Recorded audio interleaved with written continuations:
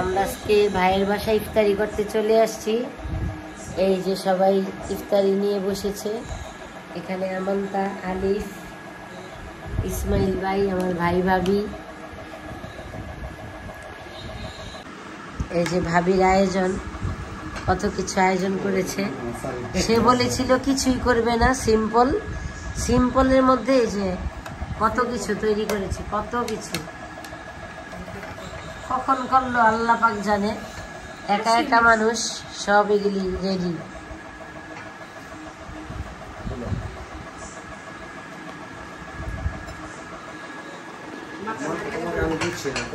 আসসালামু আলাইকুম, সবাই কেমন আছেন? আলহামদুলিল্লাহ আমরা ভালো আছি। আজকে শুক্রবার চলে এলাম নারায়ণগঞ্জে আমার কাজিন ব্রাদার সেলিমের বাসায়। আমার সেলিম আর আমি একসাথে পড়াশোনা করলেও আমরা ভাই বোন, খুব আন্তরিক। তো সেলিমের বাসায় দাওয়াত আমার, আমান্তার বাবার, আমান্তার বাবা যেতে পারেনি, তার অন্য একটা দাওয়াত ছিল। তাই আমি আর আমান্তা চলে গেলাম। যে অনেক দিন হয় নিজেদের যারা ফ্যামিলি ফ্রেন্ড আছে তাদেরকে সময় দেওয়া হয় না।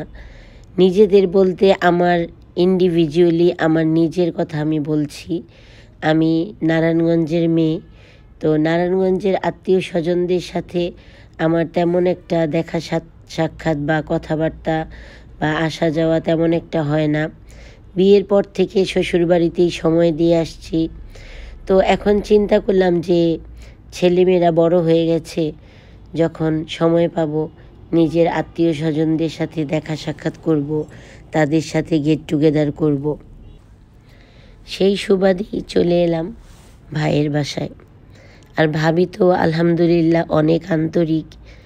ভাবি আর ভাই এতটা আন্তরিক যে বলে ভাষায় প্রকাশ করা যাবে না।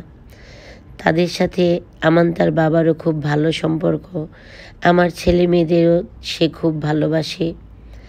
আর ভাবি তো যখন পিঠার দিন আসে পিঠা পাঠিয়ে দেয়। আমি নারায়ণগঞ্জের অনেক খাবার মিস করি, যেটা ভাবির হাতের রান্না অনেক মজা হয়। তো ভাবি সেটা বুঝেই পাঠিয়ে দেয় রান্না করে। আর ভাইও তো আমাদেরকে খুবই স্নেহ করে।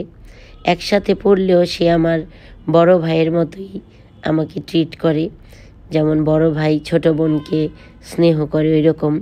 তো ভাবি আমাদের জন্য হালিম রান্না করেছিল, বিরিয়ানি রান্না করেছিল, আসার সময় সব প্যাক করে দিয়েছিল। দেখতে পাচ্ছেন আমান্তা হালিম নিয়ে বসেছে। আমিও পরে হালিম খেয়েছি, গরুর মাংস দিয়ে হালিম রান্না করা, খুবই মজাদার ছিল।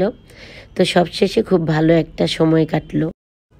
তো ধন্যবাদ দিয়ে ভাইকে আর ছোট করব না, কারণ ভাইদের কাজই হচ্ছে বোনদেরকে আদর স্নেহ করা।